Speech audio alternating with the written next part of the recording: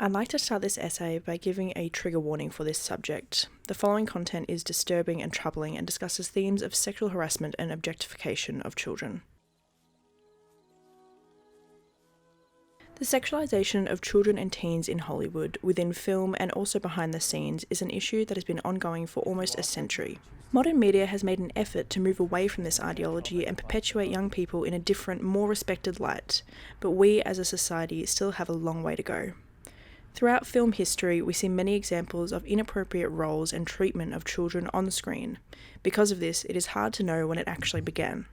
According to Susan Jennings Lance, author of America's Lollipop-Licking Tease, the investigation of female adolescence became prevalent in the 1920s, when women and young girls began following the fashion trend of the flapper. Frederick Lewis Allen, 1920s editor of Harper's Magazine, wrote that women were on a quest to flatten their chests and shorten their skirts, which were signs that were consciously or unconsciously the women of this decade worshipped not merely youth, but unripened youth. They wanted to be, or thought that men wanted them to be, men's casual and light-hearted companions, not broad-hipped mothers of race, but irresponsible playmates. Many writers of the 20s said that the term flapper originally described girls who were so young that their pigtails would flap around in their face as they ran or danced. When F. Scott Fitzgerald published his story Babylon Revisited, it seemed girls bobbing their hair was out and girls wearing gingham and singing the good ship Lollipop was on its way in. See the sugar bowl, do the tootsie roll with the big bad devil. The performance of On the Good Ship Lollipop, sung by 6-year-old Shirley Temple in Bright Eyes, 1934, consisted of a group of adult men watching her perform for them whilst hoisting her onto their laps and into the air while she sang. Shirley Temple's acting history portrayed many examples of the romanticization of children in Hollywood hits. Another prime example is her role in the 1932 film War Babies, which showed toddlers playing the roles of war soldiers in a bar who watch an erotic dancer, played by Shirley Temple, at just 4 years old. These roles were just the beginning of Shirley Temple's journey through Hollywood's sexually abusive culture. In her memoir Child Star, published in 1988, Shirley Temple told the story of an MGM producer that got her alone at just 12 years old and exposed himself to her. She went into the office of Louis B. Mayer, and I went into the office of Arthur Freed. And he was going to talk to me about a movie he wanted to put me in. I'm 12 years old, you know. And I thought he was a producer, but instead he was an exhibitor. And I'd never seen anyone naked before, except myself, so I had no clue about what was happening.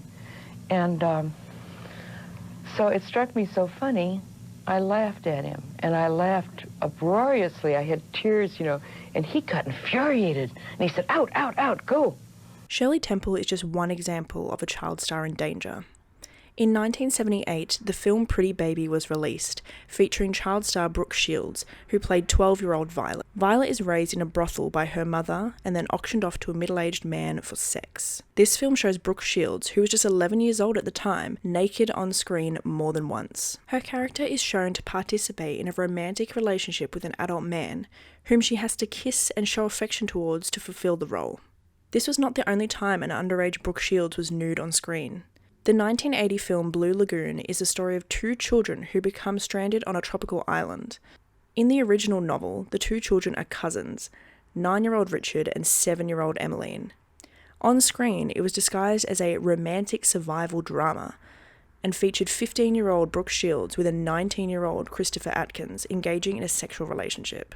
These examples, just some of many, show an active effort to perpetuate children in an erotic light in media and film, and people in the industry sexualizing youth and using it to their advantage. Out on the street and you sell your little pussy for nothing, man. For some lowlife. Why is this an issue? I remember, on my 18th birthday, I came out of my 18th birthday party, and photographers lay down on the pavement and took photographs up my skirt, which were then published on the front of the English tabloids the next morning. If they'd published the photographs 24 hours earlier, they would have been illegal, but because I turned 18, they were legal.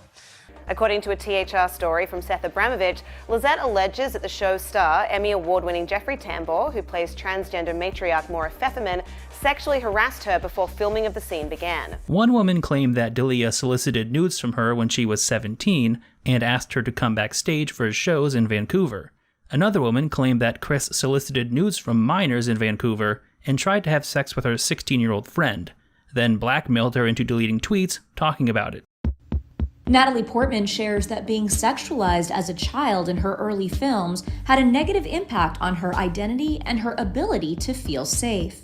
I had just turned 15 and I was an extra in Bad Boys 2. Really? And yeah, they were shooting this club scene and they brought me in and I was wearing a Stars and Stripes bikini and a red cowboy hat and like 6-inch heels. And he approved it and they said, you know, Michael, she's 15, so you can't sit her at the bar and she can't have a drink in her hand. So his solution to that problem was to then have me dancing underneath a waterfall getting soaking wet. And that's perfectly wholesome. At 15, I was in 10th grade. So that's sort of a microcosm of how Bay's mind works. Well, that's really a microcosm of how all our minds works. But some of us have the decency to repress those thoughts. And I show up in my trailer for the first day of set, and I'm getting dressed, and I see my bra there, and I'm like, oh, it's weird. It's a push-up bra. Okay, I'm gonna ask the wardrobe girl what this means, and then in front of the push-up bra, I saw 2 chicken cutlets. And I was like, I didn't ask for that. Why is that there? So I walk out into my trailer and I look at my brother and I'm like, hey, did anyone mention to you why there's chicken cutlets? I was 16. I had never seen a chicken cutlet. I didn't use them. I was a kid. And he was like, no, what is in your room? And he was like, you're kidding me. And I was like, maybe it's a joke. Like, maybe this isn't real. And I go out and I ask the wardrobe girl and she's like, oh, yeah, I was told to put these in your trailer.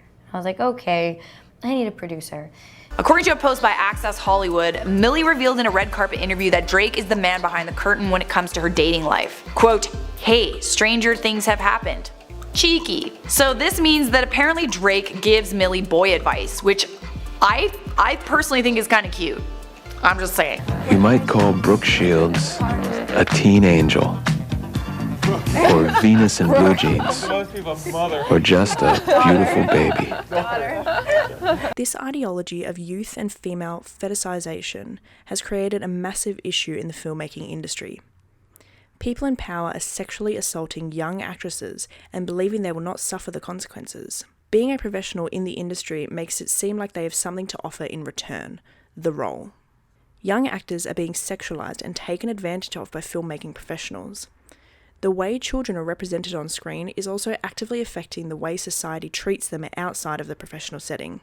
Bad Baby just turned 18, and what's one of the first things that she did? She made an OnlyFans, and she's claiming that she broke an OnlyFans record by making $1 million in just 6 hours. She took to Instagram shortly after turning 18 and shared this photo writing, "From now on, I'm gonna do whatever the f I want." And just hours later, she announced her OnlyFans page with this teaser video, and she wrote, "Saw your 6 million comments, and now I'm answering your call. We breaking all the rules. OnlyFans.com/badbaby. See you bitches there."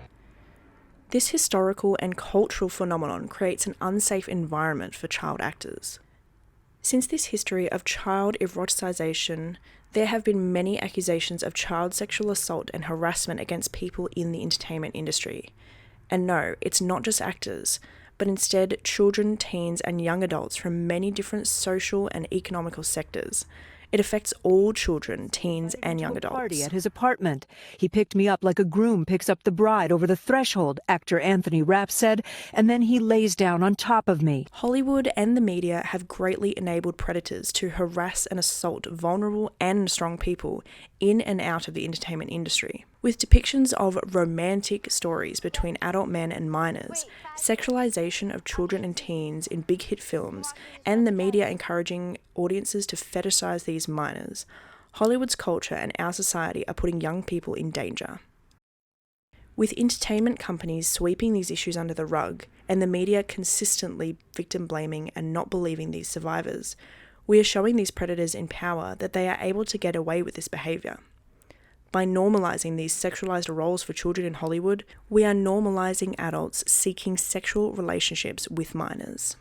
In the future, I'd like to see a respectable representation of children and teens in the media. I'd like to see actors being listened to, believed, and for them to receive justice in these instances. I'd like to see us working harder to educate everybody on this issue and speak openly with people of all ages about the concerns and dangers that have been created in this industry and in turn, general society. I'd like to see a healthy and safe environment for minors to be able to express themselves and be taken seriously. But we still have a long way to come.